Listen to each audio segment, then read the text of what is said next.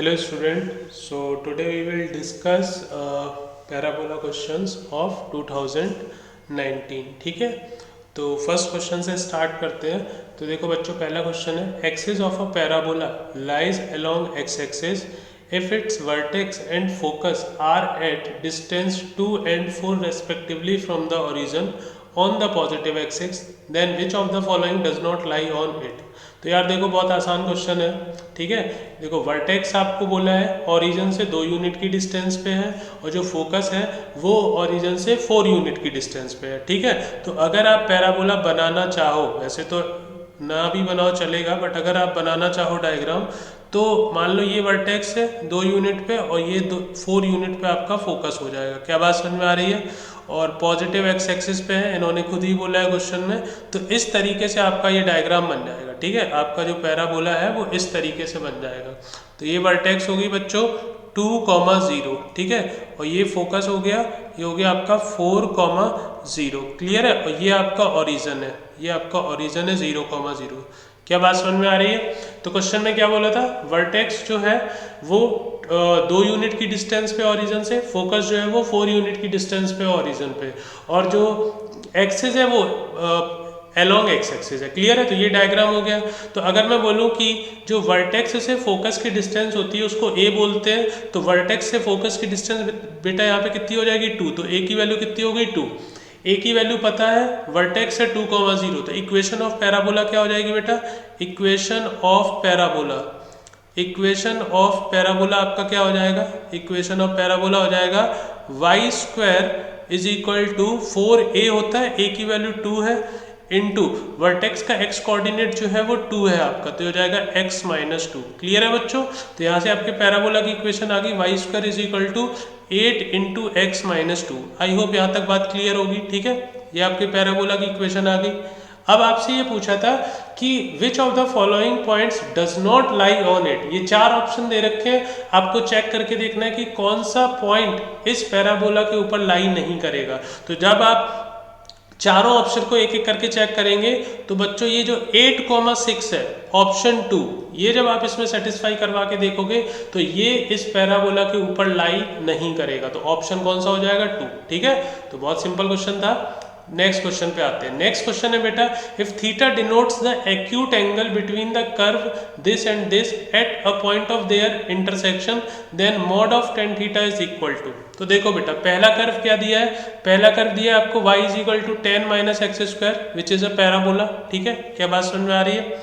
और जो दूसरा कर्व है वो भी आपका पैराबोला है। दूसरा कर्व है y is equal to 2 plus X square, तो दोनों ही पैराबोला है। आपसे बोला है कि theta is the acute angle between the curves this and this at a point of their intersection. तो सबसे पहले हमें इन दोनों कर्व को सॉल्व करके इनका पॉइंट ऑफ इंटरसेक्शन निकालना पड़ेगा। ठीक है, बात समझ में आ रही है? तो सबसे पहले आप क्या करो बच्चों कि ये इसको इक्वेशन 1 बोल दिया, इसको इक्वेशन 2 बोल दिया। 1 और 2 को सॉल्व करो, सॉल्व 1 एंड 2, सॉल्व 1 एंड 2। ठीक है, 1 और 2 को सॉल्व करके हमें क्या करना है बच्चों? एक्स और वाई की वैल्यू निकालनी है, यानी पॉइंट ऑफ इंटरसेक्शन निकालना है। तो इन दोनों को सॉल्व करोगे तो वाई की वैल्यू आ जाएगी बेटा, इन दोनों इक्वेशन को ऐड करो तो एक्स स्क्वायर कैंसिल हो जाएगा, 2y इज इक्वल टू 12, तो वाई की वैल्यू 6 आ जाएगी। क्या ये बात समझ में आ रही है? और वाई की वैल्यू 6 आप किसी भी एक इक्वेशन में रखोगे तो एक्स की 2 वैल्यू आ जाएंगी बेटा आपकी प्लस माइनस 2। क्या ये बात समझ में आ रही है? तो ये जो 2 पैराबोला थे इनके 2 पॉइंट ऑफ इंटरसेक्शन आ जाएंगे। पहला पॉइंट ऑफ इंटरसेक्शन को मैंने P से डिनोट किया विच इज 2,6, और दूसरा जो पॉइंट ऑफ इंटरसेक्शन होगा बेटा उसको मैंने Q से डिनोट कर दिया -2,6। क्या ये बात समझ में आ रही है? तो इनके पॉइंट ऑफ इंटरसेक्शन जो है वो हमने निकाल लिए। अब हमसे इन दोनों कर्व के बीच का एंगल पूछा है। तो मैंने आपको पहले भी काफ़ी बार बताया है कि कभी भी आपसे 2 कर्व के बीच का एंगल पूछा जाए, ठीक है ना, तो आपको क्या करना होता है? उन दोनों कर्व के पॉइंट ऑफ इंटरसेक्शन पे टेंजेंट की इक्वेशन निकालनी होती है, और जो एंगल उनकी टेंजेंट के बीच में बनेगा वही एक्चुअल में कर्व के बीच का एंगल होगा। क्या ये बात समझ में आ रही है? तो आप क्या करो, सबसे पहले जो पहला कर्व है, ठीक है, जो पहला कर्व है आपका ये, इसको डिफरेंशिएट करो, इसका स्लोप निकालो, इसकी टेंजेंट का स्लोप निकालो। तो dy बाई डी एक्स इसको डिफरेंशिएट करेंगे कितना आएगा बेटा? -2x आ जाएगा। बट मुझे तो स्लोप किस पे चाहिए? P और Q इन दोनों पॉइंट पे चाहिए। तो dy बाई डी एक्स की वैल्यू निकाल लो, पॉइंट P पे, तो पॉइंट P का x कोऑर्डिनेट कितना है 2, यहाँ रखोगे तो -4 हो जाएगा। और dy बाई डी एक्स की वैल्यू निकाल लो Q पे, ठीक है, Q पॉइंट पे भी निकाल लो, तो Q का x कोऑर्डिनेट है -2, यहाँ रखोगे तो स्लोप 4 आ जाएगा। क्लियर है बच्चों। सिमिलरली अब आप क्या करो कि ये जो दूसरा वाला कर्व है इस पे टेंजेंट का स्लोप निकालो, तो इसको अगर मैं डिफरेंशिएट करूँ तो dy बाई डी एक्स की वैल्यू कितनी आ जाएगी बेटा 2x आ जाएगी। बट मुझे जो टेंजेंट का स्लोप निकालना है वो P और Q पॉइंट पे निकालना है, तो dy बाई डी एक्स की वैल्यू निकालो जरा P पॉइंट पे, तो P पॉइंट पे x कोऑर्डिनेट है 2, यहाँ 2 रखोगे तो स्लोप आ जाएगा 4, और dy बाई डी एक्स की वैल्यू निकालो पॉइंट Q पे, ठीक है, तो यहाँ पे आप क्या करोगे Q का x कोऑर्डिनेट है -2, यहाँ -2 रखोगे तो ये -4 आ जाएगा। क्या ये बात क्लियर है। तो हमने क्या किया, हमने स्लोप की वैल्यू निकाल ली, ठीक है, slope of the tangent at point P and Q। Again देखो बच्चों, दो पैराबोला दिए थे, हमसे बोला था कि इन दोनों कर्व के बीच का एंगल अगर थीटा है तो टेन थीटा के मॉड की वैल्यू पूछी थी, ठीक है। तो सबसे पहले इन दोनों कर्व को सॉल्व करके इनके पॉइंट ऑफ इंटरसेक्शन निकाले, तो दो पॉइंट ऑफ इंटरसेक्शन आ गए P और Q। तो हमने क्या किया, दोनों कर्व के ऊपर, ठीक है ना, ये जो पॉइंट ऑफ इंटरसेक्शन है ना P और Q, in point of intersection पे टेंजेंट का स्लोप निकाला। तो dy बाई डी एक्स की वैल्यू P पे निकाली, ठीक है ना, पहले कर्व के लिए, और dy बाई डी एक्स की वैल्यू Q पे निकाली पहले कर्व के लिए। सिमिलरली हमने दूसरे कर्व के लिए टेंजेंट का स्लोप निकाला at point P and Q। क्या ये बात समझ में आ रही है, ठीक है। तो अब हमें टेन थीटा निकालना है, तो सबसे पहले हम पहले पॉइंट की बात करते हैं एट P2,6। अगर मैं इसकी बात करूं तो आपको पता है tan theta is equal to क्या होता है, tan theta is equal to होता है बेटा mod of m1 minus m2 upon 1 plus m1 m2, ठीक है, ये सबको फॉर्मूला पता होगा। क्लियर है बच्चों।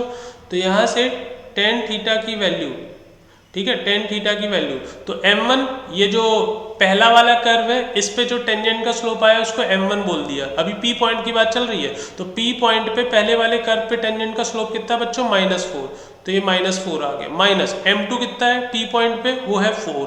क्या ये बात समझ में आ रही है, अपॉन 1 प्लस m1 की वैल्यू -4 है और m2 की वैल्यू 4 है। क्लियर है। तो यहाँ से इसकी वैल्यू कितनी आ जाएगी, ये आ जाएगी आपकी, ऊपर है 8 और नीचे हो जाएगा आपका 15, 8/15 आ जाएगी, ठीक है। और अगर आप दूसरे वाले पॉइंट पे निकाल के देख लो, टेन थीटा की वैल्यू कितनी आ गई 8/15। देखो वैसे तो टेन थीटा की वैल्यू जो आएगी वो इस केस में तो खैर 8/15 ही आएगी, है ना, क्योंकि ऊपर -8 आएगा, नीचे -15, माइनस माइनस कैंसिल ही आ जाएगा। अब दूसरे पॉइंट पे निकाल लो, दूसरा पॉइंट क्या था बेटा Q, और Q के कोऑर्डिनेट कितने थे -2,6। इस पे देखो बेटा टेन थीटा निकाल लो, तो इस पे निकालोगे, ठीक है, तो mod of m1 minus m2, तो Q पॉइंट पे m1 का स्लोप कितना है, मतलब m1 की वैल्यू कितनी है 4, माइनस Q पॉइंट पे दूसरे वाले कर्व पे टेंजेंट का स्लोप है -4, तो ये -4 आ गया, ठीक है, अपॉन 1 प्लस m1 की वैल्यू 4 है, m2 की वैल्यू -4 है। क्लियर है। तो इसको सिंप्लीफाई करोगे ये भी आपका 8/15 आ जाएगा, तो दोनों केस में ही 8/15 आ रहा है, तो आपका आंसर क्या हो जाएगा बच्चों, आंसर हो जाएगा ऑप्शन 2। क्लियर है। सिंपल क्वेश्चन था, मैं बहुत बार आपको बोल चुका हूँ, कुछ चीजें हैं जो कॉमन है पूरी कोऑर्डिनेट के लिए। जब भी आपको दो कर्व के बीच का एंगल पूछा जाए तो आप क्या करो, उनके पॉइंट ऑफ इंटरसेक्शन पे टेंजेंट की इक्वेशन निकालो, उस पॉइंट ऑफ इंटरसेक्शन पे जो टेंजेंट के बीच का एंगल होगा वही आपके दोनों कर्व के बीच का एंगल होगा। क्लियर है। नेक्स्ट क्वेश्चन पे आते हैं। नेक्स्ट क्वेश्चन है, let A and B be points on the parabola y² is equal to 4x। ठीक है, दो पॉइंट दिए आपको इस पैराबोला के ऊपर। Let C be chosen on the arc AOB of the parabola where O is the origin such that the area of triangle ACB is maximum, then the area of triangle ACB। तो देखो यार इस question को इन्होंने क्या बोला है कि एक पैराबोला है which is y² is equal to 4x। ठीक है, एक पैराबोला दिया है y² is equal to 4x। क्या ये बात समझ में आ रही है? ठीक है, ये आपकी x एक्सिस हो गई और ये आपकी y एक्सिस हो गई। ठीक है, अच्छा इस पैराबोला को पहले हम लोग ड्रॉ कर लेते हैं। ठीक है, इस पैराबोला को हम लोग ड्रॉ कर लेते हैं। तो ये स्टैंडर्ड पैराबोला है, y² is equal to 4x इस तरीके से। ठीक है, अब एक पॉइंट है 4,-4, तो सपोज मान लो ये है 4,-4। ठीक है, ये है मान लो आपका 4,-4। इस पॉइंट को मैंने क्या बोला, A बोल देता हूँ। इस पॉइंट को मैंने बोला A। 4, -4। दूसरा पॉइंट है बी 9,6, तो 9,6 मान लो यहाँ कहीं होगा, ठीक है, फर्स्ट क्वाड्रेंट में, तो ये हो गया 9,6। क्लियर है। और जो तीसरा पॉइंट है सी, इन्होंने बोला जो सी पॉइंट लेना है वो जो AOB आर्क बन रही है, ये देखो AOB आर्क बन रही है, वो आपका ओरिजिन है, तो ये जो AOB आर्क है इसके ऊपर कहीं पे सी पॉइंट ले सकते हो, तो मैंने यहाँ पे ले लिया ये सी पॉइंट। क्लियर है बच्चों। तो ये देखो एक ट्राइंगल बनेगा, इसको अगर मैं ज्वाइन कर दूँ, सी को बी से ज्वाइन किया, ठीक है, सी को ए से ज्वाइन करेंगे और बी को ए से ज्वाइन करेंगे, क्या बात समझ आई। ये एक ट्राइंगल बन रहा है, इसका जो एरिया है वो हमें कैलकुलेट करना है। क्या ये बात समझ में आ रही है। अच्छा, अब पैराबोला की जो इक्वेशन है वो है y² = 4x। तो यहाँ से a की वैल्यू कितनी आ गई बेटा 1। अगर a की वैल्यू 1 आ गई तो क्या मैं c के कोऑर्डिनेट पैरामेट्रिक फॉर्म में मान सकता हूँ। बिल्कुल। तो हम मान लेते हैं let coordinates of c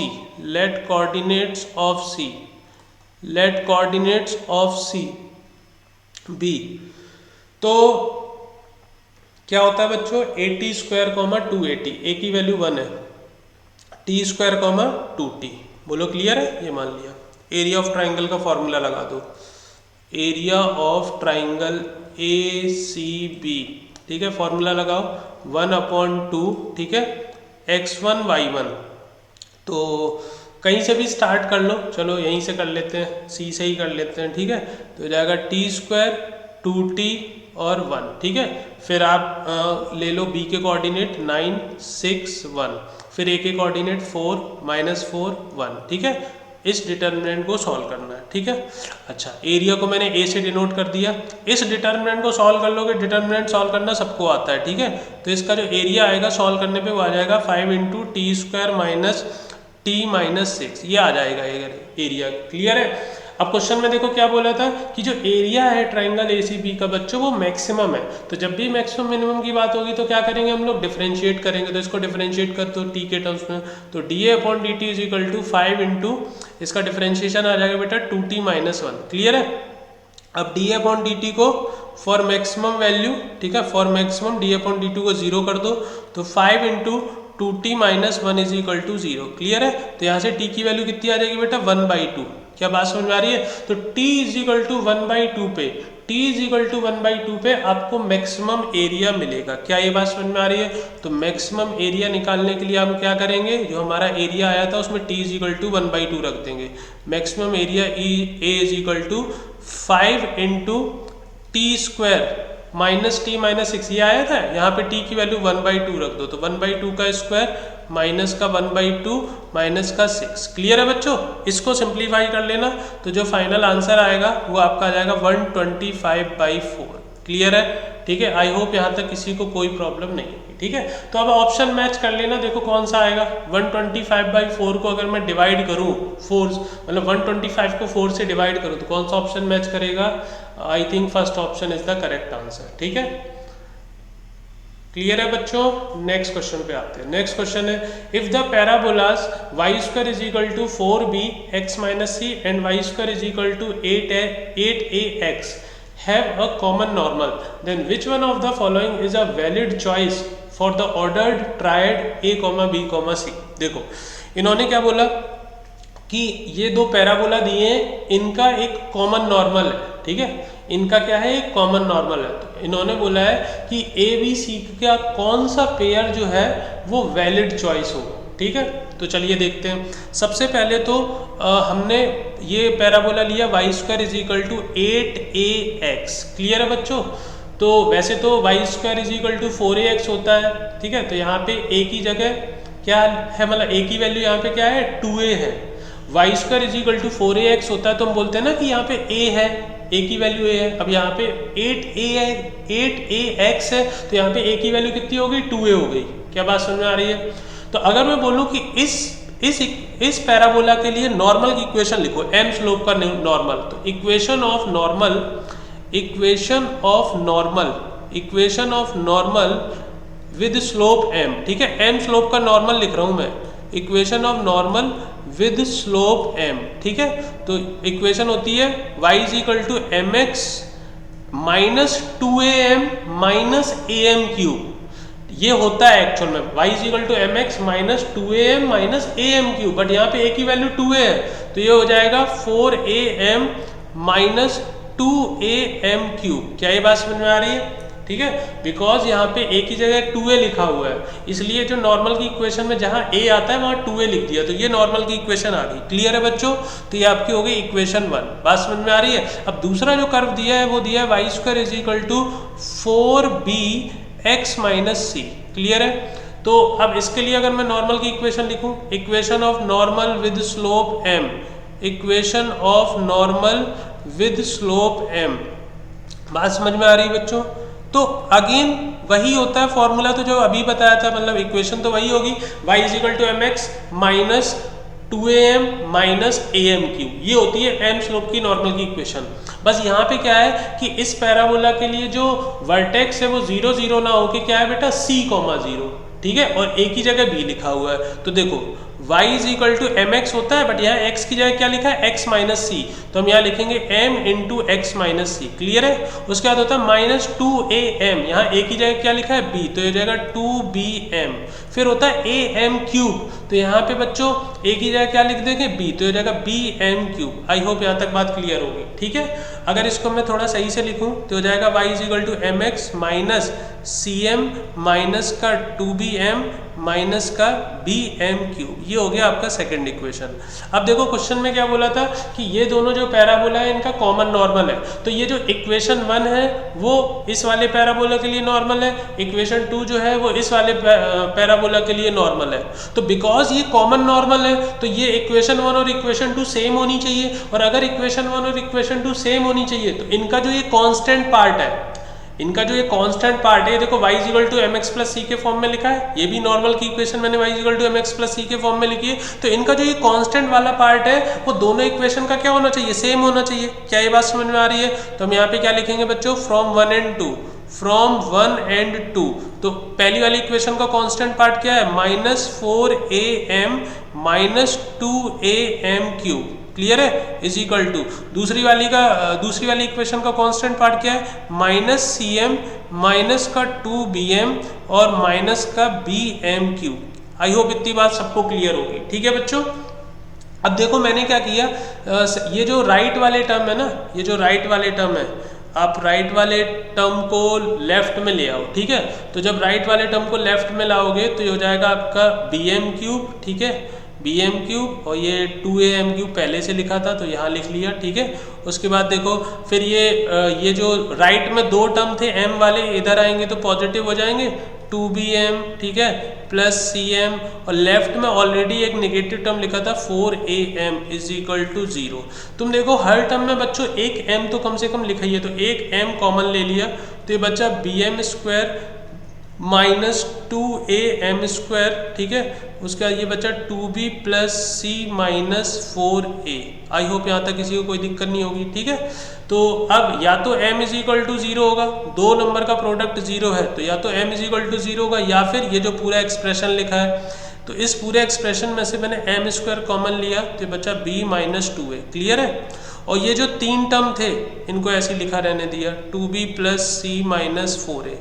I hope यहाँ तक किसी को कोई दिक्कत नहीं होगी। तो यहाँ से m स्क्वायर की वैल्यू क्या आ जाएगी, यहाँ से m स्क्वायर की वैल्यू आ जाएगी बेटा, ये तीनों जो कांस्टेंट टर्म है उनको उधर भेज दो तो जाएगा 4a minus 2b minus c, और ये जो आपका m स्क्वायर का कोफिशिएंट था b माइनस 2a उससे डिवाइड कर दिया, ये आ गया m स्क्वायर का वैल्यू। क्या ये बात समझ में आ रही है? ठीक है, तो अब उन्होंने बोला था कि इन दोनों पैराबोला के लिए जो एक कॉमन नॉर्मल है, ठीक है, तो हमसे ये पूछा था कि ये जो ABC का ट्रायो लिखा हुआ है तो इनमें से कौन सा ट्रायो वैलिड होगा। ठीक है, तो एक तो m की वैल्यू 0 आ गई, और जो बाकी की दो m की वैल्यू आएंगी वो इस m square is equal to ये जो एक्सप्रेशन लिखा है ना, यहाँ से बाकी के दो नॉर्मल के स्लोप आएंगे। तो यार आपको पता है कि ये m स्क्वायर लिखा है, तो m स्क्वायर यानी कि एक नंबर का स्क्वायर लिखा है तो स्क्वायर कभी भी नेगेटिव नहीं होता है, तो ये जो m स्क्वायर की वैल्यू लिखी है, ठीक है, ये जो m स्क्वायर की वैल्यू लिखी है बेटा वो क्या होनी चाहिए, पॉजिटिव होनी चाहिए। क्या ये बात समझ में आ रही है? यानी कि अगर m स्क्वायर की वैल्यू पॉजिटिव होनी चाहिए, जस्ट 1 मिनट, अगर m स्क्वायर की वैल्यू क्या होनी चाहिए, पॉजिटिव होनी चाहिए, तो फिर जो m स्क्वायर की वैल्यू है 4a minus 2b minus c upon b minus 2a, ठीक है, वो भी कैसी होनी चाहिए, वैल्यू पॉजिटिव होनी चाहिए। क्या ये बात समझ में आ रही है? Just 1 minute. हाँ, 4a minus b, sorry 2b minus c upon b minus 2a, इसकी वैल्यू भी कैसी होनी चाहिए बेटा, पॉजिटिव होनी चाहिए। क्या ये बात समझ में आ रही है सबको? अच्छा, इक्वल टू भी यहाँ लगा सकते हो क्योंकि स्लोप जीरो तो हो ही सकता है, ठीक है, तो यहाँ इक्वल टू भी लगा सकते हो, कोई प्रॉब्लम नहीं है। क्या बात समझ में आ रही है? तो बस आपको क्या करना है, ये चेक करना है, ये ABC के जो 4 ऑप्शन दे रखे हैं यहाँ पे वैल्यू पुट करके देखना है कि कौन सा वाला जो ट्रायो है वो इस कंडीशन को सेटिस्फाई कर रहा है, ठीक है। तो जब आप ये एक एक करके सेटिस्फाई करवा के देखोगे तो बेटा जो B ऑप्शन है ना 1,1,3, ये अकेला जो है बेचारा ऑप्शन जो है वो आपकी इस कंडीशन को सेटिस्फाई करेगा। क्या ये बात समझ में आ रही है? तो एक बार फिर से देखो, दो पैराबोला की इक्वेशन दी थी, उन्होंने बोला था इन दोनों पैराबोला के लिए एक कॉमन नॉर्मल है, तो हमें बताना है कि इनमें से कौन सा ट्रायो काम करेगा। तो हमने क्या किया, दोनों पैराबोला के लिए m स्लोप के नॉर्मल लिखे, बिकॉज वो कॉमन नॉर्मल है तो हमने उनका कांस्टेंट पार्ट जो है वो इक्वल कर दिया। वहाँ से हमें एक तो m की वैल्यू 0 आ गई और दूसरा एक m स्क्वायर में क्वाड्रेटिक बनी थी तो वहाँ से m square is equal to ये एक्सप्रेशन आया। तो हमने ये कहा कि बेटा m स्क्वायर तो एक परफेक्ट स्क्वायर है, तो परफेक्ट स्क्वायर हमेशा क्या होता है बेटा, नॉन नेगेटिव होता है। नॉन नेगेटिव का मतलब या तो 0 होगा या पॉजिटिव होगा। तो मैंने m स्क्वायर की value greater and equal to 0 की, तो जो m स्क्वायर की वैल्यू आई थी उसको ग्रेटर एंड इक्वल टू 0 किया। तो बस हमें ABC की वो वैल्यू यहाँ रख रख के चेक करनी थी जो इस कंडीशन को सेटिस्फाई करते हैं। तो जो ऑप्शन B होगा बेटा, ऑप्शन 2 होगा, वो इस कंडीशन को सेटिस्फाई करेगा। क्या ये बात क्लियर है? ठीक है, ओके। नेक्स्ट क्वेश्चन देखो, the length of the chord of the parabola having equation this. तो यार लेंथ ऑफ कॉर्ड का फॉर्मूला आपको पता है क्या होता है, मॉड में x1 minus x2 into under root 1 plus M square. ये मैंने बोला था याद रखने को, ठीक है, ओके।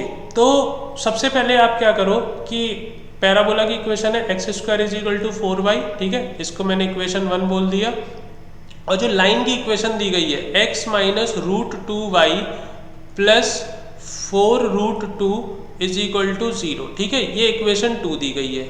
अब हमसे क्या बोला है कि ये जो पैराबोला है इसको ये लाइन कट करते हुए जाएगी 2 पॉइंट पे, तो कॉर्ड बनाएगी। तो कॉर्ड की लेंथ पूछिए, तो कॉर्ड की लेंथ का तो सीधा सीधा फॉर्मूला है, ठीक है। बस आपको क्या करना है, इन दोनों यहाँ से इक्वेशन 2 से y की वैल्यू निकालो। इक्वेशन 2 से y की वैल्यू कितनी आएगी बेटा, इक्वेशन 2 से y की वैल्यू आ जाएगी x plus 4 root 2 upon root 2, ये y की वैल्यू आएगी। ये y की वैल्यू इक्वेशन 1 में रख दो तो हो जाएगा x square is equal to 4 into x plus 4 root 2 upon root 2। क्या ये बात समझ में आ रही है? रूट 2 से 4 कैंसिल हो जाएगा, 2 रूट 2 बचेगा, तो यहाँ से आपकी क्वाड्रेटिक बन जाएगी एक्स स्क्वायर और बाकी टर्म इधर ले आओ। 2 रूट 2 का एक्स में मल्टीप्लाई होगा 2 रूट 2 एक्स, ठीक है, 2 रूट 2 का 4 रूट 2 में मल्टीप्लाई होगा तो हो जाएगा 16 और इधर आएगा तो माइनस 16।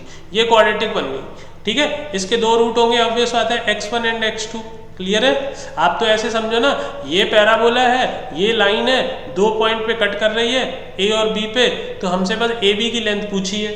तो हमें क्या करना है बेसिकली, एक काम तो आप ऐसा कर सकते हो कि यार कर पैराबोला और लाइन को सॉल्व करके A और B के कोऑर्डिनेट निकाल लो। जब A और B के कोऑर्डिनेट आ जाएंगे तो आप डिस्टेंस फार्मूला लगा के कॉर्ड की लेंथ निकाल लोगे। बट हमने एक फार्मूला ड्राइव किया था जब हमने पैराबोला की थ्योरी पढ़ी थी, और वहाँ पे मैंने आपको प्रोसीजर बताया था कि यार आप क्या करो कि जो भी पैराबोला और लाइन दी है उसको सॉल्व करके x में क्वाड्रेटिक बना लो। तो x में जब क्वाड्रेटिक बना लोगे तो उसके 2 रूट होंगे, x1 x2। ऑब्वियस बात है, x1 जो होगा वो a का x कोऑर्डिनेट होगा, x2 जो होगा वो b का x कोऑर्डिनेट होगा।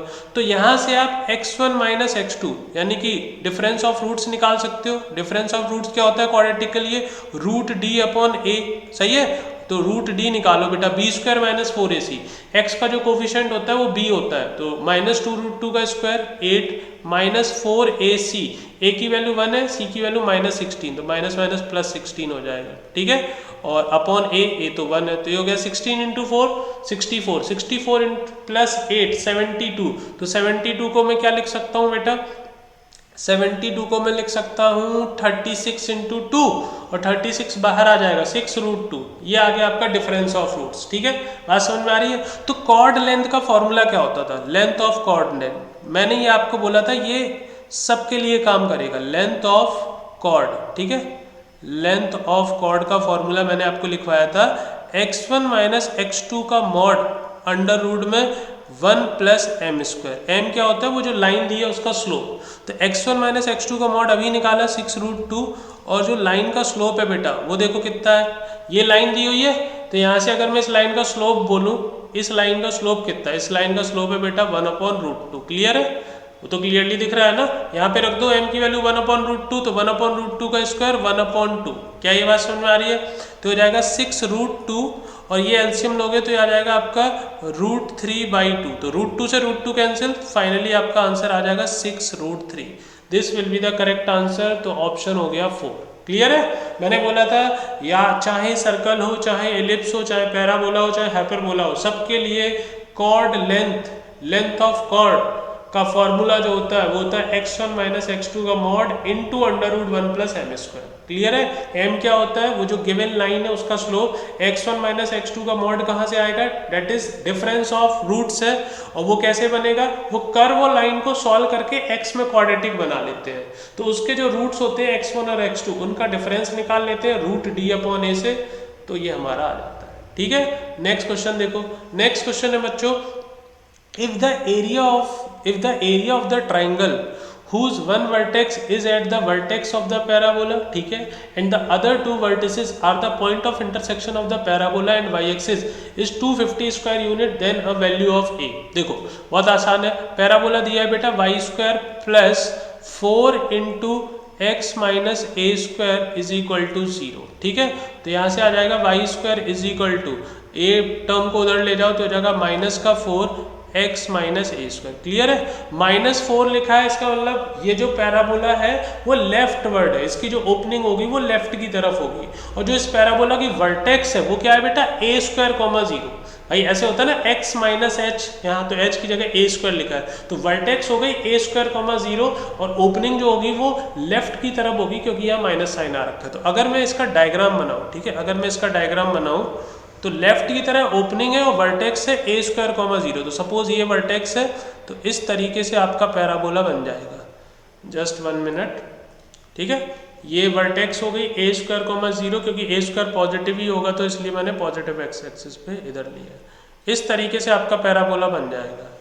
ठीक है, ये वर्टेक्स है, ये हो गई आपकी a स्क्वायर कॉमा 0, ये आपकी हो गई x एक्सिस, और ये हो गई आपकी y एक्सिस। क्लियर है बच्चों?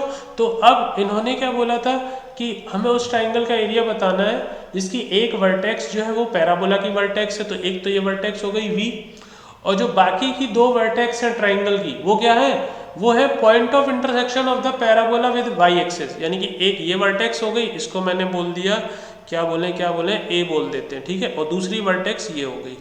क्या बात समझ में आ रही है? तो ये देखो एक ट्राइंगल बनेगा AVB, ये देखो एक ट्राइंगल बन रहा है बच्चों AVB। इनको ज्वाइन करो जरा, A को मैंने V से ज्वाइन किया, ये इस तरीके से। ठीक है, और मैंने B को भी V से ज्वाइन किया, तो ये देखो एक ट्राइंगल बना। ठीक है, ये ट्राइंगल बना AVB।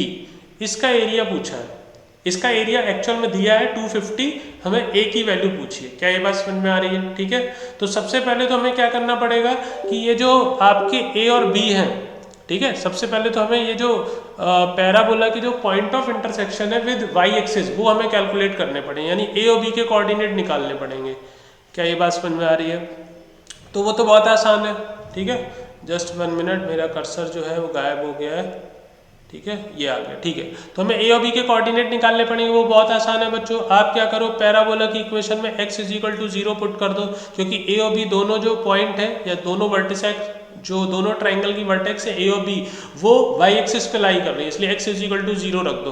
तो जैसे ही आप x इज इक्वल टू 0 रखोगे, y स्क्वायर की वैल्यू आ जाएगी बेटा 4a स्क्वायर। तो यहाँ से y की दो वैल्यू आ जाएंगी प्लस माइनस 2a। क्या ये बात समझ में आ रही है? तो a के कोऑर्डिनेट हो गए 0,2a और b के कोऑर्डिनेट हो गए बेटा 0,-2a। क्या ये बात समझ में आ रही है? तो अब अगर मैं एरिया का फॉर्मूला लगाऊं, एरिया ऑफ ट्राइंगल AVV, ठीक है, एरिया ऑफ ट्राइंगल ABV तो होता है 1/2 बेस इंटू हाइट।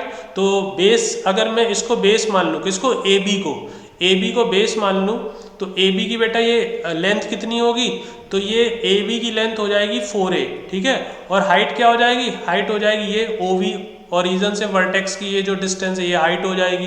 तो ये O से लेके V तक एक्स कोऑर्डिनेट कितना है a स्क्वायर, ये आ गया। क्लियर है। और क्वेश्चन में हमें एरिया दिया था 250, तो 250 इज इक्वल टू 1 अपॉन, ये 2 से 4 कैंसिल, 2 बचा तो हो गया 2 इंटू ए क्यूब। सही है। 2 से 250 कैंसिल तो कितना बचेगा 125 is equal to a cube. दोनों तरफ क्यूब रूट ले लो बेटा, तो ए की वैल्यू आ जाएगी 5। क्लियर है। तो अगेन बहुत इजी क्वेश्चन था। तो यहाँ पे कौन सा ऑप्शन हो गया, option 4 is the correct answer. ठीक है, सिंपल क्वेश्चन था। नेक्स्ट क्वेश्चन पे आते हैं। नेक्स्ट क्वेश्चन है the equation of a tangent to the parabola which makes an angle theta with the positive direction of x axis is। देखो यार again बहुत इजी क्वेश्चन।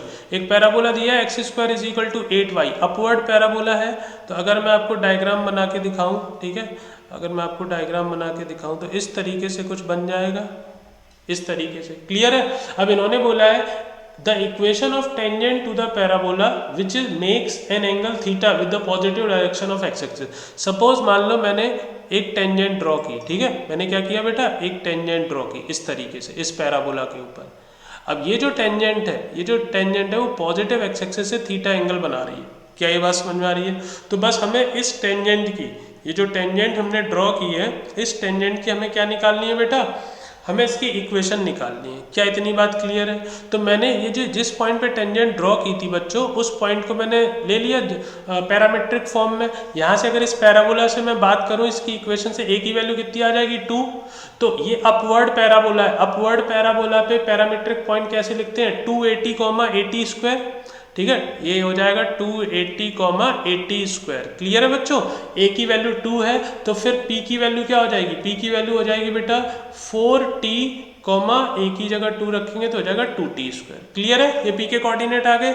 तो अब आप p पॉइंट पे टेंजेंट की इक्वेशन लिखो जरा। तो equation of tangent at p, equation of tangent at p point पे टेंजेंट की इक्वेशन कैसे लिखेंगे, t इज इक्वल टू 0। क्या ये बात समझ में आ रही है। तो ये रही इक्वेशन पैराबोला की, इसमें t इज इक्वल टू 0 लगा दो। तो x इंटू x1 यानी कि 40 हो गया is equal to 8y। y को कैसे लिखते हैं बेटा, y प्लस y1 है 2t square divided by 2। Clear है। तो ये देखो 2 से 8 कैंसिल 4, और ये 4 से ये 4 कैंसिल, तो आ गया x into t is equal to y plus 2t square. I hope यहाँ तक बात क्लियर होगी। ठीक है बच्चों। तो अब उसके बाद अगर मैं इसको थोड़ा सही से लिखना चाहूँ तो इसको ऐसे लिख सकते हैं, y is equal to x t. ठीक है, और ये 2t स्क्वायर को उधर भेज दिया तो माइनस का 2t स्क्वायर। ये आ गई आपकी टेंजेंट की इक्वेशन। अच्छा, अब ये देखो y is equal to M x plus c के फॉर्म में लिखी है। तो इस इक्वेशन में इससे मैं बोल सकता हूँ कि m की वैल्यू क्या आ गई बेटा t, और m क्या होता है, स्लोप होता है। स्लोप को हम लोग tan थीटा भी लिखते हैं। अगर कोई लाइन एक्स एक्सिस के साथ, अगर कोई लाइन पॉजिटिव एक्स एक्सिस के साथ थीटा एंगल पे इंक्लाइंड है तो उसका स्लोप होता है tan थीटा। तो यहाँ से बेसिकली t की वैल्यू क्या हो गई, tan थीटा। तो क्या मैं t की जगह tan थीटा लिख सकता हूँ, बिल्कुल लिख सकते हैं। तो हो जाएगा y is equal to x into tan theta, ठीक है, minus 2 into tan square theta. क्या ये बात क्लियर है बच्चों।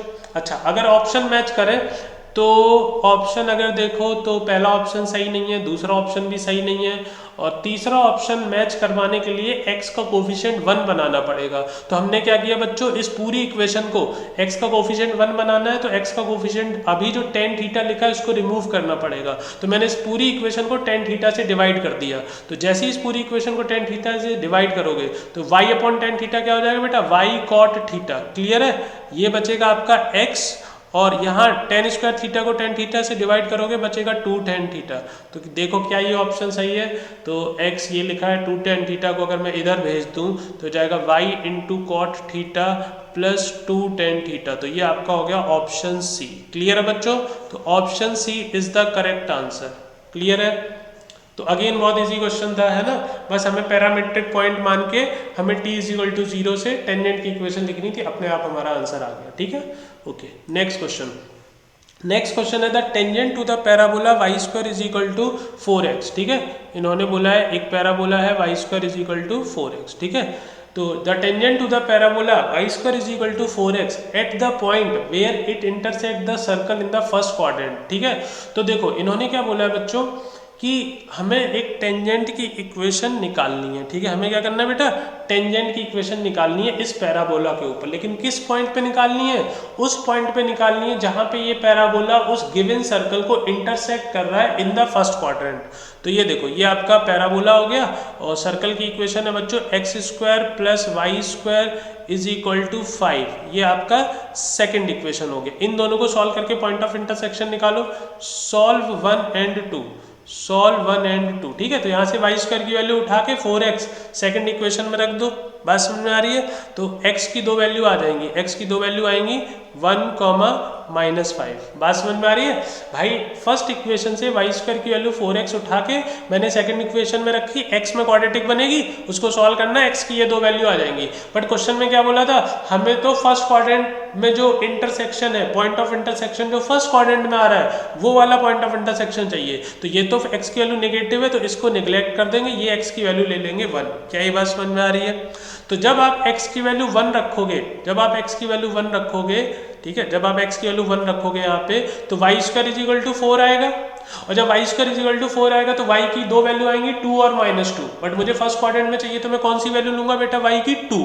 क्या ये बात समझ में आ रही है। तो जो पॉइंट ऑफ इंटरसेक्शन था, जो पॉइंट ऑफ इंटरसेक्शन था आपका, पॉइंट ऑफ इंटरसेक्शन किसका, पैराबोला और सर्कल का, जो पॉइंट ऑफ इंटरसेक्शन था बच्चों, ठीक है, उसको मैंने P पॉइंट बोला, वो कितना आ गया, x कोऑर्डिनेट 1 था तो y कोऑर्डिनेट 2। ये फर्स्ट क्वाड्रेंट में उन्होंने बोला था, इसलिए हमने सिर्फ वही वाले पॉइंट लिए हैं, ठीक है। ओके, चलो ये आ गया। उसके बाद देखो बच्चों, अब हमसे बोला है कि इस पॉइंट पे टेंजेंट की इक्वेशन निकालो इस पैराबोला के ऊपर, ठीक है। तो अब हम लोग क्या लिखेंगे, now equation of tangent, now equation of tangent, now equation of tangent at P। क्या बात समझ में आ रही है, पैराबोला के ऊपर ये y square is equal to 4x है, इस पे पॉइंट P पे टेंजेंट की इक्वेशन लिखो t इज इक्वल टू 0 से। तो वाई स्क्वायर को लिखते हैं y इंटू y1, ठीक है, is equal to 4x, x को लिखते हैं x प्लस x1/2। क्लियर है बच्चों। तो ये 2 से 4 कैंसिल, 2 बचा, ये 2 से ये 2 कैंसिल, तो आ गया y is equal to x plus 1। ये हमारी आ गई टेंजेंट की इक्वेशन। क्या बात समझ में आ रही है, ये हमारी टेंजेंट की इक्वेशन आ गई। अब हमसे ये बोला था कि ये जो टेंजेंट की इक्वेशन आएगी वो किस पॉइंट से पास करेगी। 4 ऑप्शन आपको दे रखे हैं, तो आप चारों ऑप्शन यहाँ पे एक एक करके सेटिस्फाई करवा के देखना। तो जो ऑप्शन 3 है, ऑप्शन 3 जो है वो बेटा इसको सेटिस्फाई करेगा। क्लियर है, अगेन बहुत इजी क्वेश्चन था, ठीक। नेक्स्ट क्वेश्चन देखो, if one end of a focal chord of the parabola y square is equal to 16x is at 1,4, ठीक है, then the length of this focal chord। याद देखो बहुत आसान क्वेश्चन है। हमें क्या दिया है बेटा, हमें पैराबोला दिया है y square is equal to 16x, ठीक है। तो यहाँ से a की वैल्यू क्लियरली दिख रही है, 4 आ गई, ठीक है। अच्छा, अब मान लो, मैंने मान लिया let one end of focal chord, let one end of focal cord of the parabola, ठीक है। हमने क्या माना है बच्चों, जो ये गिवन पैराबोला है इसके ऊपर, फोकल कॉर्ड के ऊपर हमने एक पॉइंट के, जो मतलब फोकल कॉर्ड क्या होती है, जो फोकस से पास करती है, ठीक है। तो उसके एक एंड पॉइंट के जो कोऑर्डिनेट है वो क्वेश्चन में गिवन है 1,4, ये गिवन है 1,4, ठीक है। और मैंने अपनी तरफ से क्या मान लिए पैरामेट्रिक फॉर्म में 80 स्क्वायर 280। क्या बात समझ में आ रही है, ठीक है, 80 स्क्वायर 280। आई होप यहाँ तक किसी को कोई दिक्कत नहीं होगी। अगर मैं आपको ग्राफिकली बना के दिखाऊं, ज़रूरत नहीं है बट फिर भी मैं थोड़ा सा बना के दिखा देता हूँ। ये मान लो ये है पैराबोला, ठीक है, ये है पैराबोला, ये बहुत इजी क्वेश्चन है, ठीक है, ऐसा ग्राफ वगैरह बनाने की ज़रूरत नहीं है। ये मान लो फोकस है, ठीक है, तो ये फोकस से पास करेगी कॉर्ड, फोकस से पास करने वाली कॉर्ड को हम लोग क्या बोलते हैं बेटा, हम लोग उसको बोलते हैं फोकल कॉर्ड, ठीक है। तो इन्होंने क्या बोला है कि एक एंड पॉइंट दिया है 1,4, क्लियर है। तो मुझसे इस फोकल कॉर्ड की लेंथ पूछी है, तो 1,4 गिवन है एक एंड पॉइंट, और मैं उसको पैरामेट्रिक फॉर्म में 80 स्क्वायर 280 मान सकता हूँ। तो मेरा जो 280 का वैल्यू होगा वो 4 के इक्वल होगा। 280 का वैल्यू किसके इक्वल होगा बेटा, 4 के। अच्छा, a की वैल्यू 4 दी है तो हो जाएगा 2 × 4 × t इज इक्वल टू 4। 4 से 4 कैंसिल, t की वैल्यू क्या आ गई बेटा 1/2। क्या ये बात क्लियर है। अच्छा, t की वैल्यू अगर 1 आ गई तो लेंथ ऑफ फोकल कॉर्ड का फॉर्मूला याद होना चाहिए आपको। Length of focal cord. Length of focal cord का फॉर्मूला याद होना चाहिए सबको। तो लेंथ ऑफ फोकल कॉर्ड का फॉर्मूला क्या होता है बेटा, a into T plus 1/t का होल स्क्वायर। ये हमने थ्योरी में आपको पढ़ाया है, ठीक है, कि अगर आप किसी पैरामीट्रिक पॉइंट से फोकल कॉर्ड ड्रॉ करते हैं तो उस फोकल कॉर्ड की लेंथ होती है a into T plus 1/t का होल स्क्वायर। यहाँ वैल्यू रख दो बेटा, a की वैल्यू 4 है, t की वैल्यू है 1/2, तो 1/2 प्लस यहाँ 1/2 रखोगे तो ये 2 हो जाएगा होल स्क्वायर। क्लियर है? इसको सिंप्लीफाई कर लो तो ये आपका फाइनली आ जाएगा 25। ठीक है, अगेन बहुत इजी क्वेश्चन था, option 1 is the correct answer. Clear है बच्चों? ठीक। ओके, सो नेक्स्ट क्वेश्चन है बच्चों, the area of the smaller of the two circles that touch the parabola y square is equal to 4x at the point 1,2 and the x axis. ठीक है, तो देखो बच्चों, सबसे पहले तो हमें पैराबोला दिया है y square is equal to 4x। ठीक है, तो मैं क्या करता हूँ, पहले डायग्राम बना लेता हूँ, ठीक है, ताकि आपको क्वेश्चन जो है वो थोड़ा सा क्लियर समझ में आए। ठीक है, तो देखो पैराबोला तो आपका स्टैंडर्ड वाला है बच्चों, ठीक है, y square is equal to 4ax। ठीक है, तो ये आपकी x एक्सिस हो गई, ये आपकी y एक्सिस हो गई, और ये रहा आपका पैराबोला। ठीक है, ये रहा आपका पैराबोला। ठीक, तो अब इन्होंने क्या बोला बेटा, 1,2 पे एक सर्कल टच कर रहा है इस पैराबोला को और x एक्सिस को भी टच कर रहा है। तो 1,2 मान लो ये 1,2 है, ठीक है, सपोज। तो 1,2 पे टच करते हुए सर्कल एक ड्रॉ कर लो जो x एक्सिस को भी टच कर रहा हो इस तरीके से। क्या ये बात समझ में आ रही है बच्चों? तो ये एक पॉइंट हमने मान लिया, P पॉइंट बोल देते हैं इसको, डेट इज 1,2। इस पॉइंट पे सर्कल टच कर रहा है पैराबोला को और x एक्सिस को भी टच कर रहा है। क्या ये बात समझ में आ रही है? ठीक है, ये आपकी वर्टेक्स हो गई, ओरिजिन। क्लियर है? यहाँ से पैराबोला की इक्वेशन से आपको क्लियरली दिख रहा है a की वैल्यू 1 है। अच्छा, अब देखो यार, अगर मैं आपसे बोलूं कि P पॉइंट पे, जिस पॉइंट पे आपको पैराबोला को जो सर्कल टच कर रहा है उस पॉइंट पे क्या मैं पैराबोला पे टेंजेंट की इक्वेशन लिख सकता हूँ? बिल्कुल लिख सकते हैं। पॉइंट P पे अगर मैं बोलूँ टेंजेंट ड्रॉ कर रहा हूँ मैं किसके ऊपर, पैराबोला के ऊपर, तो ये मैंने टेंजेंट ड्रॉ कर दी पॉइंट P पे। क्या ये बात समझ में आ रही है? तो अगर मैं बोलूँ बेटा, अच्छा, ये जो पॉइंट P पे मैंने टेंजेंट ड्रॉ की है ये सर्कल और पैराबोला दोनों के लिए कॉमन टेंजेंट होगी कि नहीं? ठीक है, तो मैं यहाँ से बोल सकता हूँ, ठीक है, the circle and parabola, the circle and parabola, the circle and parabola, the circle and parabola will have common tangent, will have common tangent, will have common tangent। ठीक है, will have common tangent। Circle और parabola के लिए common tangent होगी किस पे बेटा, point P पे 1,2 पे। क्या ये बात समझ में आ रही है? ठीक है, तो 1,2 पे इस पैराबोला के ऊपर टेंजेंट की इक्वेशन लिख लो बेटा, equation of tangent, equation of tangent, equation of tangent to parabola, equation of tangent to y square is equal to 4x। ठीक है, एट पॉइंट P। क्लियर है? तो t इज इक्वल टू 0 से निकाल लेते हैं, t is equal to 0, y minus y1, sorry y square को लिखेंगे y इंटू y1, तो x1 y1 क्या है आपका 1,2, तो यहाँ y1 की जगह 2 आ जाएगा, is equal to 4x। x को कैसे लिखते हैं बेटा, x प्लस x1/2। क्लियर है? ये 2 से 4 कैंसिल, 2 बचा, ये 2 से ये 2 कैंसिल, तो फाइनली ये आपका आ गया y is equal to x plus 1। ये y को इधर ले आओ तो फाइनली टेंजेंट की इक्वेशन आ गई x minus y plus 1 is equal to 0।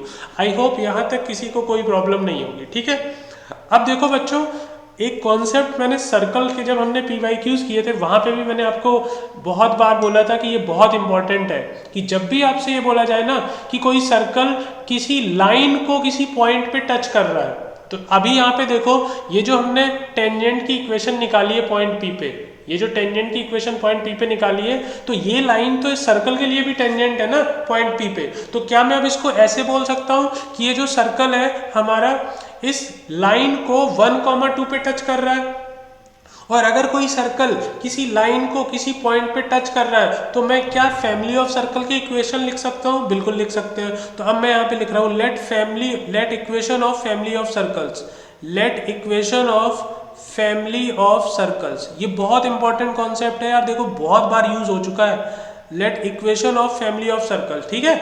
अगर कोई सर्कल किसी लाइन को किसी पॉइंट x1, y1 पे क्या कर रहा है, टच कर रहा है, तो फैमिली ऑफ सर्कल की इक्वेशन क्या होती है, x माइनस x1 का whole square plus y minus y1 का whole square plus lambda into वो जो भी लाइन को टच कर रहा है उसकी इक्वेशन।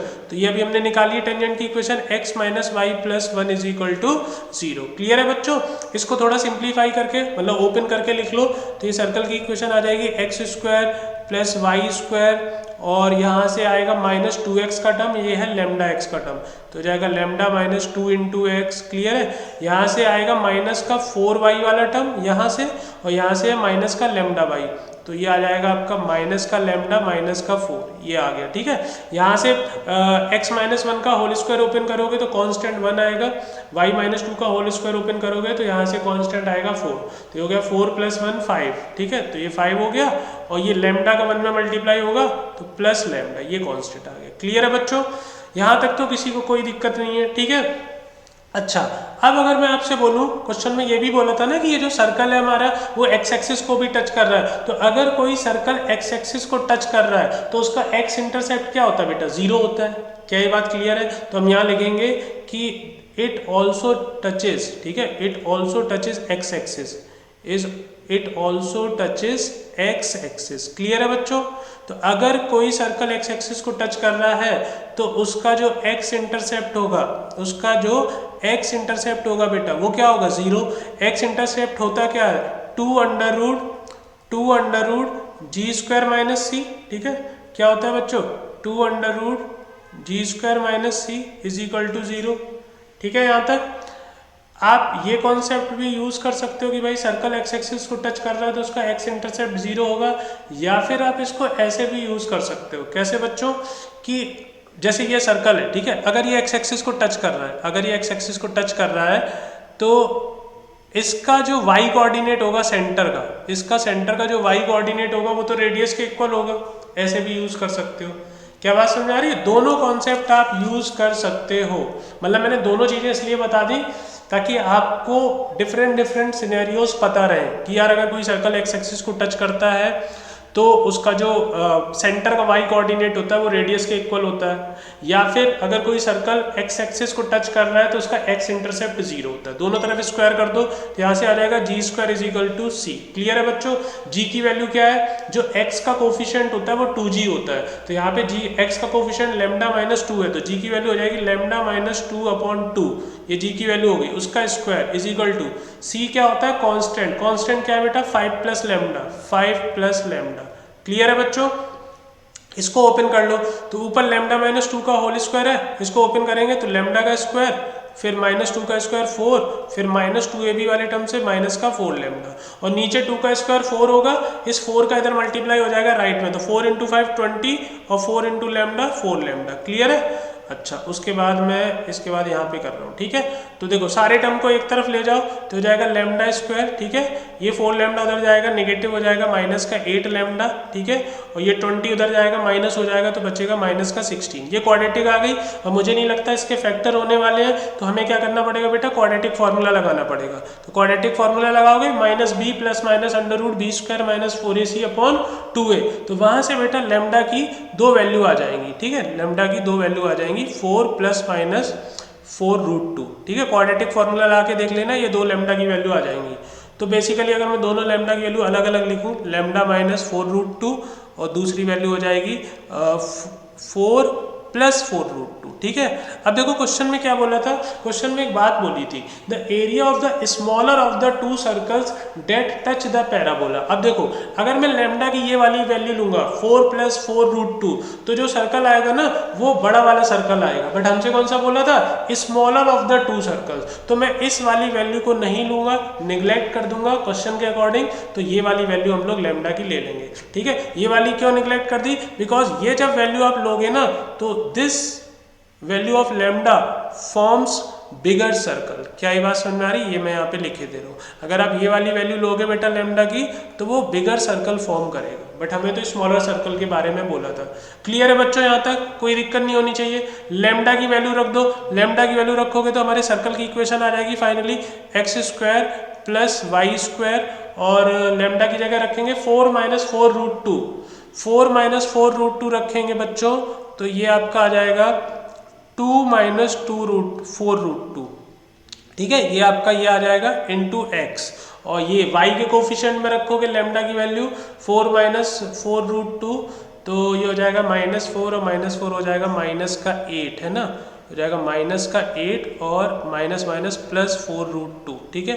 ये हो गया y, और ये लिखा है 5 प्लस लेमडा, तो 5 प्लस लेमडा, लेमडा की वैल्यू रखोगे तो हो जाएगा 5 प्लस 4 9 माइनस 4 रूट 2। क्लियर है बच्चों, ये सर्कल की इक्वेशन आ गई। तो अब मैं इसका, हमसे पूछा क्या गया था, हमसे पूछा गया था बेटा रेडियस पूछी गई थी, नहीं रेडियस नहीं, एरिया पूछा था, सॉरी एरिया पूछा था। तो एरिया क्या होता है सर्कल का, पाई आर स्क्वायर, तो हमें रेडियस निकालनी होती है। रेडियस का फॉर्मूला होता है under root g square plus f square minus c. क्या बात समझ में आ रही है? तो देखो जो एक्स का कोफिशिएंट होता है वो 2g होता है, एक्स का कोफिशिएंट 2g होता है, तो g की वैल्यू यहाँ से क्या आएगी, 2 से इसको डिवाइड कर दो तो 1 माइनस 2 रूट 2, ये g की वैल्यू आ गई। क्या बात समझ में आ रही है?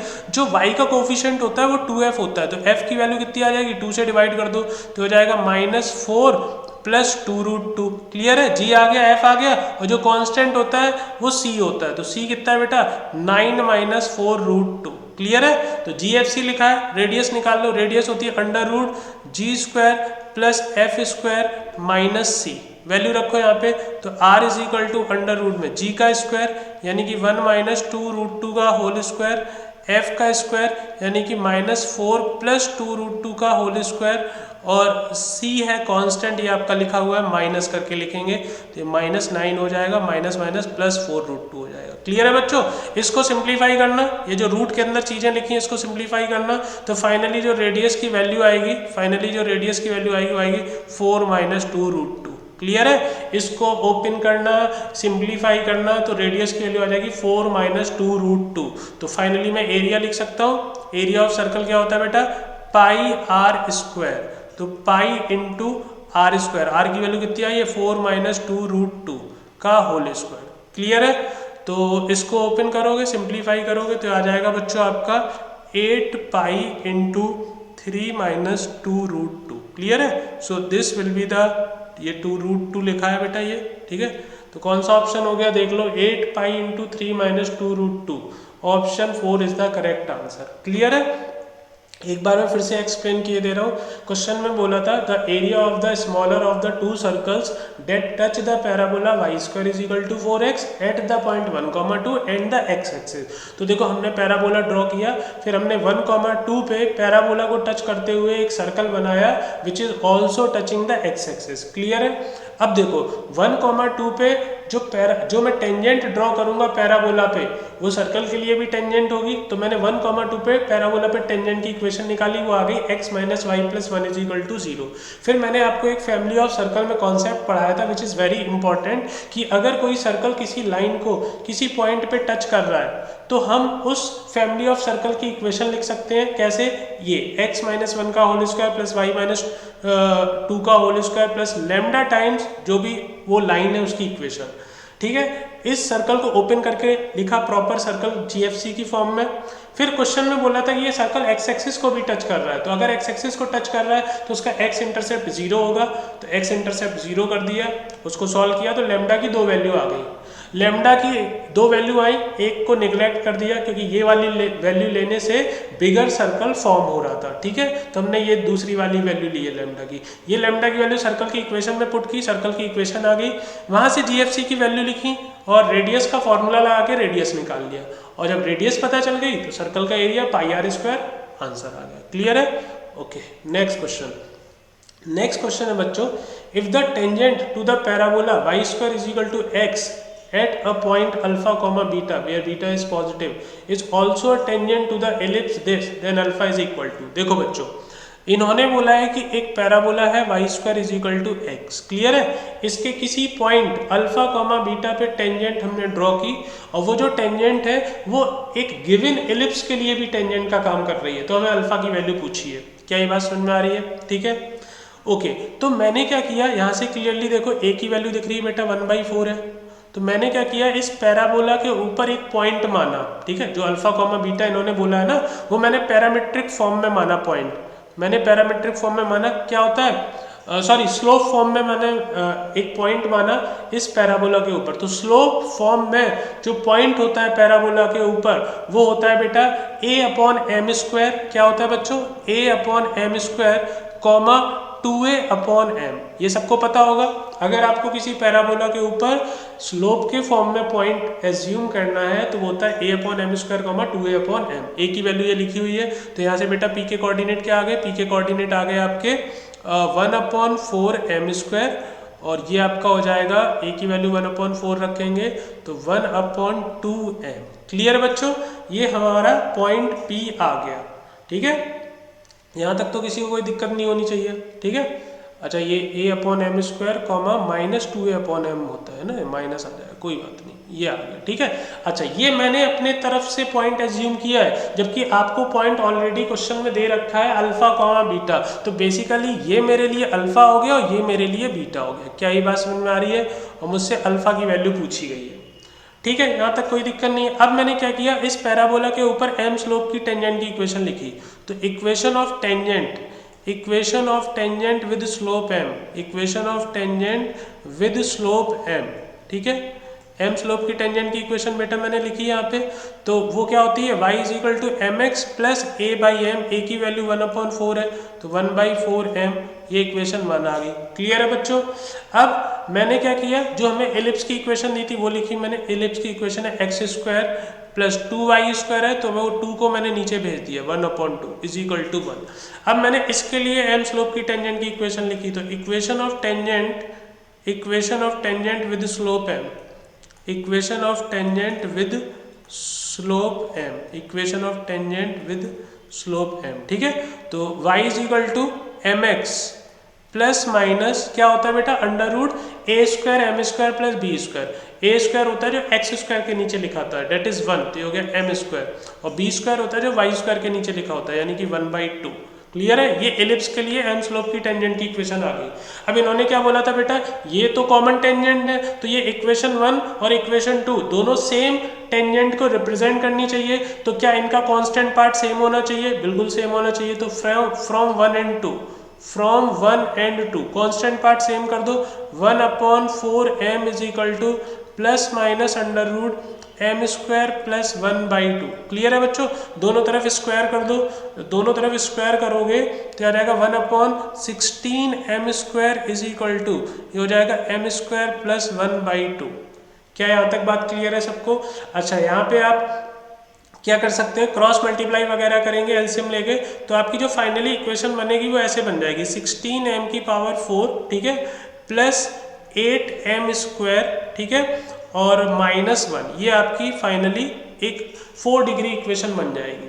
अच्छा, अब मान लो इसको सॉल्व करने में दिक्कत है, तो आप क्या करो बेटा, m² को कुछ एज्यूम कर लो। m² को मान लो मैंने क्या एज्यूम किया बच्चों, मान लो मैंने u एज्यूम कर लिया। क्लियर है? तो आपकी देखो क्वाड्रेटिक बन जाएगी 16u², ठीक है, प्लस 8u - 1 = 0। ठीक है, अभी भी इसके मुझे नहीं लगता इसके फैक्टर होंगे, तो मुझे क्वाड्रेटिक फॉर्मूला ही लगाना पड़ेगा। तो u = -b यानी -8 प्लस माइनस √b² यानी कि 8 का स्क्वायर 64 - 4ac। तो a की वैल्यू 16 है और c की वैल्यू -1 है, तो -1 प्लस 16 × 4 64 डिवाइडेड बाई 2a यानी 2 × 16। तो यहाँ से u की वैल्यू आ जाएगी -8 प्लस माइनस ये 64 और 64 हो जाएगा 128। तो 128, या आप ऐसे बोल सकते हो 64 कॉमन ले लिया दोनों से, तो रूट के बाहर 8 आ गया और अंदर बचा √2, ऐसे भी लिख सकते हो 2 × 16। ठीक है, तो यहाँ से ऊपर से 8 कॉमन लिया, नीचे से कैंसिल कर दिया, तो आ गया -1 plus minus √2 divided by 4। Clear है बच्चों? तो u हमने किसको माना था, m², तो यहाँ से m² की 2 वैल्यू आई, एक तो आई -1 प्लस √2/4 और दूसरी m² की वैल्यू आई बच्चों -1 - √2/4। क्लियर है? तो ये तो पॉसिबल ही नहीं है क्योंकि ये नेगेटिव वैल्यू है, एम स्क्वायर तो एक मतलब परफेक्ट स्क्वायर नंबर है और स्क्वायर की वैल्यू कभी नेगेटिव नहीं हो सकती, तो ये निगलेक्ट हो जाएगा। क्लियर है बच्चों? तो यहाँ से एम स्क्वायर की वैल्यू ये आ गई, ये एम स्क्वायर की वैल्यू आ गई। आई होप यहाँ तक तो कोई प्रॉब्लम नहीं होनी चाहिए। ठीक है, अब हमसे क्या पूछा था? हमसे पूछा था बेटा अल्फा की वैल्यू, और ये देखो अल्फा स्टार्टिंग में ही मैंने बताया था अल्फा क्या था, 1/4 एम स्क्वायर। तो अल्फा था हमारा 1/4 एम स्क्वायर। क्लियर है बच्चों? तो एम स्क्वायर की वैल्यू ये रख दो यहाँ पे, तो हो जाएगा 1/4 इंटू √2 माइनस 1/4। क्लियर है? 4 से 4 कैंसिल, तो आ गया 1/√2 माइनस 1। क्लियर है? तो अब ऐसा तो कोई ऑप्शन मुझे दिख नहीं रहा है, तो हम क्या करते हैं, इसको रेशनलाइजेशन कर देते हैं। तो हम लोग क्या करेंगे, √2 + 1 से ऊपर नीचे मल्टीप्लाई कर देंगे। क्लियर है बच्चों? तो ऊपर तो √2 + 1 बचा, और नीचे देखो क्या होगा, √2 - 1 और √2 + 1, इनका मल्टीप्लाई करोगे तो a - b, a + b, तो a² - b², √2 का स्क्वायर 2, 1 का स्क्वायर 1, 2 - 1 1, सो यही आंसर आ जाएगा। तो देखो कौन सा ऑप्शन है, option 4 is the correct answer. Clear है बच्चों? अगेन बहुत आसान क्वेश्चन था। हमने क्या किया, सबसे पहले स्लोप के फॉर्म में हमने एक पॉइंट एज्यूम कर लिया पैराबोला के ऊपर, उसके बाद एम स्लोप की टेंजेंट लिखी पैराबोला के लिए, एम स्लोप की टेंजेंट लिखी इलिप्स के लिए, बिकॉज ये कॉमन टेंजेंट है तो सेम लाइन को रिप्रेजेंट करनी चाहिए, तो इनका कांस्टेंट वाला पार्ट जो है उसको इक्वल करके सॉल्व कर लिया। तो m में 4 डिग्री इक्वेशन बनी थी, तो ऑब्वियस बात है m की 4 वैल्यू आएंगी, बट यहाँ से 2 वैल्यू निगलेक्ट हो गई क्योंकि एम स्क्वायर की वैल्यू नेगेटिव नहीं हो सकती, तो यहाँ से एम स्क्वायर की वैल्यू ये आ गई। और स्टार्टिंग में ही मैंने आपको बता दिया था, जो हमने पॉइंट P एज्यूम किया था वो उसका x कोऑर्डिनेट जो था वो अल्फा था, तो अल्फा की वैल्यू 1/4 एम स्क्वायर के इक्वल की, और हमारा यहाँ से अल्फा आ गया। क्लियर है? Okay, next question. Next question है बच्चों, if the line ax + y = c touches both the curves x² + y² = 1 and y² = 4√2x, then हमसे mod c की वैल्यू पूछी है। ओके ठीक है, तो देखो यार ये भी आसान क्वेश्चन है। सबसे पहले हमें एक पैराबोला दिया है y² = 4√2x, यहाँ से a की वैल्यू कितनी आ गई बेटा, √2। क्लियर है? यहाँ से a की वैल्यू √2 आ गई। तो अगर मैं m स्लोप की टेंजेंट की इक्वेशन लिखूँ, equation of tangent with slope m, equation of tangent with slope m, अगर मैं m स्लोप की टेंजेंट की इक्वेशन लिखूँ तो हो जाएगी y = mx + a/m, a कितना बेटा, √2 / m, ये आपकी इक्वेशन 1 हो गई। ठीक है, दूसरा मैं दिया सर्कल की इक्वेशन x² + y² = 1, क्या ये बात समझ में आ रही है? ठीक है, तो इसके लिए अगर मैं m स्लोप की टेंजेंट की इक्वेशन लिखूँ तो equation of tangent with slope m, equation of tangent with slope m। ठीक है, बात समझ में आ रही है? तो सर्कल के लिए क्या होता है, y = mx ± r, मतलब रेडियस कितनी है 1, तो 1 आ गया, और अंडर रूट में m² + 1। क्लियर है बेटा? ये इक्वेशन 2 हो गई। अब हमें क्या करना था, हमें इन दोनों कर्व के लिए कॉमन टेंजेंट की इक्वेशन निकाली थी। तो इक्वेशन 1 और इक्वेशन 2 दोनों सेम लाइन को रिप्रेजेंट करनी चाहिए क्योंकि कॉमन टेंजेंट है, तो इनका कांस्टेंट पार्ट जो है वो सेम कर दो बेटा, इक्वल कर दो।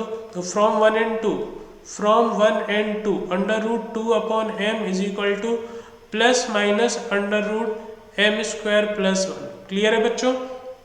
इसको सॉल्व कर लो जरा, स्क्वायर कर दो दोनों तरफ, 2/m² = m² + 1। ठीक है, क्रॉस मल्टीप्लाई करोगे आ जाएगा m⁴ + m² - 2 = 0। अगेन अगर आपको ये 4 डिग्री की इक्वेशन सॉल्व करने में प्रॉब्लम होती है तो आप क्या करो बच्चों, m² को u मान लो, अगर प्रॉब्लम है तो ये आपकी u में क्वाड्रेटिक बन जाएगी, u² + u - 2 = 0। क्लियर है?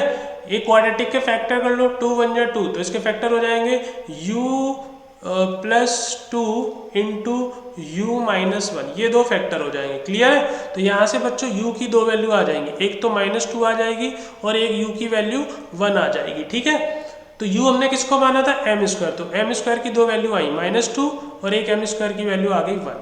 तो -2 तो m² की वैल्यू हो नहीं सकती है ना, क्योंकि किसी भी नंबर का स्क्वायर नेगेटिव नहीं हो सकता, रियल नंबर का स्क्वायर, ऑब्वियस बात है। ठीक है, तो m² की वैल्यू क्या आ गई बेटा, 1 आ गई, तो यहाँ से m की 2 वैल्यू आ गई +-1। आई होप इतनी बात सबको क्लियर होगी। ठीक है, अच्छा, तो अब ये जो m की वैल्यू प्लस माइनस वन है बेटा, ये जो m की वैल्यू प्लस माइनस वन है वो आप किसी भी एक टेंजेंट की इक्वेशन में रख दो, तो जो कॉमन टेंजेंट आ जाएगी, जो आपकी कॉमन टेंजेंट आ जाएगी दोनों कर्व के लिए, जो आपकी कॉमन टेंजेंट आ जाएगी दोनों कर्व के लिए, वो आ जाएगी y is equal to plus minus x plus minus root two, ये आ जाएगी। क्लियर है बात? अच्छा, ये तो हमने निकाल ली, क्या ये बात समझ में आ रही है? ये हमने कॉमन टेंजेंट की इक्वेशन निकाली है दोनों कर्व की, और दोनों कर्व की जो कॉमन टेंजेंट की इक्वेशन है वो क्वेश्चन में भी दे रखी है, उसको भी लिख लो। तो वो दे रखी है y is equal to minus a x plus c, ये दे रखी है। बात समझ में आ रही है? तो यहाँ से अगर मैं c की वैल्यू कंपेयर करूँ, यहाँ से अगर मैं c की वैल्यू कंपेयर करूँ इन दोनों इक्वेशन से, तो c की वैल्यू क्या आएगी बेटा? c की वैल्यू आएगी प्लस माइनस रूट टू। तो मुझे तो मॉड सी पूछा था, मॉड सी कितना हो जाएगा? मॉड सी हो जाएगा, इसका मॉड लोगे तो रूट टू आ जाएगा। This will be the correct answer, option 4। सही है? तो अगेन बहुत सिंपल क्वेश्चन था। एक चीज़ आपने नोटिस की होगी कि पैराबोला के जो भी हमने अभी जितने भी ईयर्स के हमने क्वेश्चन डिस्कस किए हैं, कॉमन टेंजेंट वाले क्वेश्चन बहुत ज़्यादा पूछे जाते हैं। ठीक है, सेम सर्कल में भी आपने देखा था common tangent between two curves वाले क्वेश्चन बहुत फ्रिक्वेंटली पूछे जाते हैं। क्लियर है? ओके, नेक्स्ट क्वेश्चन देखो बेटा। नेक्स्ट क्वेश्चन है, let P be the point of intersection of the common tangent to the parabola y square is equal to 12x and hyperbola 8x square minus y square is equal to 8। यानी कि एक point P है जो parabola और hyperbola की जो common tangent है उनका पॉइंट ऑफ इंटरसेक्शन है। तो सबसे पहले तो हमें P पॉइंट निकालना पड़ेगा। क्लियर है बच्चों? तो हमने पहले पैराबोला लिखा y square is equal to 12x। ठीक है, अच्छा यहाँ पे a की वैल्यू कितनी है बेटा? 3। तो सबसे पहले मैंने पैराबोला के लिए, ठीक है, पैराबोला के लिए मैंने m स्लोप की टेंजेंट की इक्वेशन लिखी। तो equation of tangent with slope m, equation of tangent with slope m, ठीक है, m स्लोप की टेंजेंट की इक्वेशन लिख लो बेटा। तो हो जाएगी y is equal to M x plus a by m. A की वैल्यू कितनी है बेटा? 3 बाई एम, ये आ गई इक्वेशन। क्लियर है? उसके बाद आपको दूसरा दिया है हाइपरबोला। ठीक है, तो मैं यहीं पे लिखे दे रहा हूँ। हाइपरबोला की इक्वेशन दी है 8x square minus y square divided by equal to 8। इसको स्टैंडर्ड फॉर्म में लिख लो, 8 से डिवाइड कर दो तो जाएगा x square upon 1 minus y square upon 8 is equal to 1। ये रहा हाइपरबोला। ठीक है, तो अब हाइपरबोला के लिए m स्लोप की टेंजेंट लिख लो। तो equation of tangent, equation of tangent hyperbola के लिए लिख रहे हैं m स्लोप की। ठीक है, तो वो क्या होती है बेटा? y is equal to M x plus minus under root में a square m square. a square क्या होता है बच्चों? जो x स्क्वायर के नीचे लिखा होता है 1, तो होता है 1 into m square plus b square, plus होता है एलिप्स के केस में, हाइपरबोला के केस में क्या होता है? Minus b square. B square की वैल्यू है 8, तो हो गया -8। ये हो गई इक्वेशन 2। क्लियर है? अच्छा, हमने हाइपरबोला के लिए भी m स्लोप की टेंजेंट लिखी, हमने पैराबोला के लिए भी m स्लोप की टेंजेंट लिखी। अब ये दोनों जो टेंजेंट है वो सेम लाइन को रिप्रेजेंट करनी चाहिए क्योंकि कॉमन टेंजेंट है। क्या बात समझ आ रही है? तो फ्रॉम 1 एंड 2 इनका कांस्टेंट पार्ट इक्वल कर दो, कांस्टेंट पार्ट इक्वल कर दो बेटा। तो 3 upon m is equal to plus minus under root में एम स्क्वायर माइनस 8। ठीक है, दोनों तरफ स्क्वायर कर दो। 9 upon m square is equal to ये हो जाएगा एम स्क्वायर माइनस 8। ठीक है, क्रॉस मल्टीप्लाई कर लो तो m पे पावर 4 माइनस 8 एम स्क्वायर और 9 इधर आएगा -9 इज इक्वल टू 0। यहाँ तक कोई दिक्कत नहीं है। अगेन आपको 4 डिग्री की इक्वेशन सॉल्व करने में प्रॉब्लम है तो फिर से आप एम स्क्वायर को u मान लो। क्लियर है बच्चों? तो हो जाएगा u में क्वाड्रेटिक बन जाएगी u square minus 8u minus 9 is equal to 0। Factor कर लो क्वाड्रेटिक के, 9 बन जाए 9 और 9 माइनस 1 8, तो इसके फैक्टर हो जाएंगे u माइनस 9 और u माइनस 9 और u प्लस 1, ये फैक्टर आ जाएंगे। ठीक है, तो यहाँ से u की दो वैल्यू आएंगी, एक तो 9 आ जाएगी और एक -1 आ जाएगी। u हमने किसको माना था बेटा? m स्क्वायर को, तो m स्क्वायर की वैल्यू 9 आ गई और m स्क्वायर की वैल्यू -1 आ गई। अब m स्क्वायर निगेटिव नहीं हो सकता, ये निगलेक्ट हो जाएगा, तो ये हमारा आ जाएगा बच्चों m square is equal to 9। क्या ये बात क्लियर है? m square is equal to 9 आ गया तो फिर m की कितनी वैल्यू आ गई? m की हमारे पास यहाँ से दो वैल्यू आ गई बेटा, एक तो 3 और एक -3। क्लियर है? तो ऑब्वियस बात है कि दो वैल्यू रखने पे ही हमें दो टेंजेंट मिलेगी। तो पहली टेंजेंट m की वैल्यू 3 रखो तो ये पहली टेंजेंट आ जाएगी 3x प्लस 1, ये आ गई आपकी फर्स्ट टेंजेंट, ये आपकी आ गई टेंजेंट 1, ठीक है। और n की वैल्यू -3 रखो तो जाएगा -3x - 1, ये आपकी आ गई टेंजेंट 2। क्लियर है। तो P पॉइंट क्या था बेटा, P पॉइंट था point of intersection of common tangent. तो इनको सॉल्व कर लो, solve T1 and T2, solve T1 and T2, T1 और T2 को सॉल्व करोगे तो पॉइंट P के कोऑर्डिनेट आ जाएंगे। तो इनको सॉल्व करोगे, अगर मैं इन दोनों को ऐड कर दूं, अगर मैं इन दोनों को ऐड कर दूं तो आपका y तो 0 आ जाएगा, और y की वैल्यू जब आप किसी भी एक इक्वेशन में रखोगे 0 तो x आ जाएगा -1/3। क्लियर है बच्चों। तो ये point of intersection of common tangent आ गया P। उसके बाद इन्होंने क्या बोला था, S and S dash denote the foci of the hyperbola, ठीक है। तो देखो यार, ये आपका हाइपरबोला ये था, ठीक है, हाइपरबोला ये आपका गिवन था, ये रहा हाइपरबोला।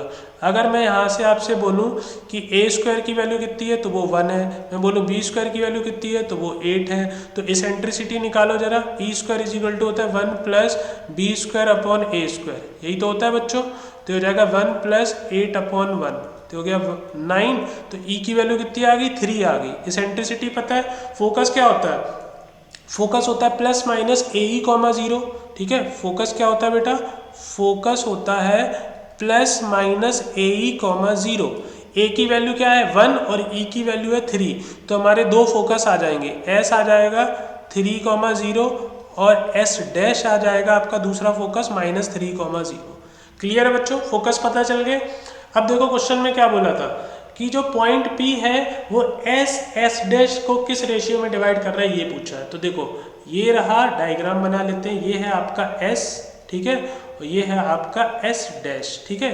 और ये मान लो ये पॉइंट P है, ये है आपका 3, 0, ये है आपका -3, 0, और पॉइंट P के कोऑर्डिनेट अभी निकाले थे -1/3, 0।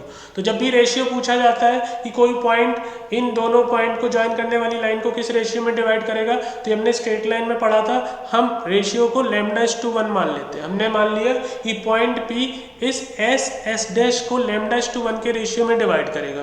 क्या इतनी बात सबको क्लियर है, ठीक है। तो हमने सेक्शन फॉर्मूला लगा दिया। तो देखो बेटा, x कोऑर्डिनेट अगर मैं लिखूं, अगर मैं सेक्शन फॉर्मूला लगा के, ठीक है, अगर मैं सेक्शन फॉर्मूला लगा के P पॉइंट का x कोऑर्डिनेट लिखूं, तो P पॉइंट का x कोऑर्डिनेट कितना बेटा, -1/3, और सेक्शन फॉर्मूला लगा के लिखूं तो लैम्डा का इधर मल्टीप्लाई होगा। सेक्शन फॉर्मूला लगाना सबको आता होगा, क्लास 10th में पढ़ाया जाता है, ठीक है, अभी तो आप 11th 12th में होंगे। तो लैम्डा का इधर मल्टीप्लाई होगा -3 में, तो हो गया -3 लैम्डा, ठीक है। 1 का मल्टीप्लाई होगा इधर इसके x कोऑर्डिनेट में, 1 × 3 3 अपॉन रेशियो का सम λ+1, क्रॉस मल्टीप्लाई कर लो तो जाएगा -λ -1, और 3 का इधर मल्टीप्लाई होगा तो जाएगा -9 और ये हो जाएगा आपका 3 × 3 9। क्लियर है। इसको सॉल्व करके लैम्डा की वैल्यू निकालोगे, इसको सॉल्व करके अगर लैम्डा की वैल्यू निकालोगे तो वो आपकी आ जाएगी 10/8, 10/8 का मतलब 5/4, तो यही रेशियो हो गया। रेशियो क्या हो गया बेटा, 5/4। इसको सॉल्व कर लेना, लैम्डा की वैल्यू आएगी 10/8, कैंसिल करोगे तो 5/4 आ जाएगा। So option 3 will be the correct answer, ठीक है। तो अगेन बहुत इजी क्वेश्चन था, आई होप क्लियर होगी बात सबको, ठीक है। तो that's all for this video, मिलते हैं नेक्स्ट वीडियो में, बाय बाय, टेक केयर।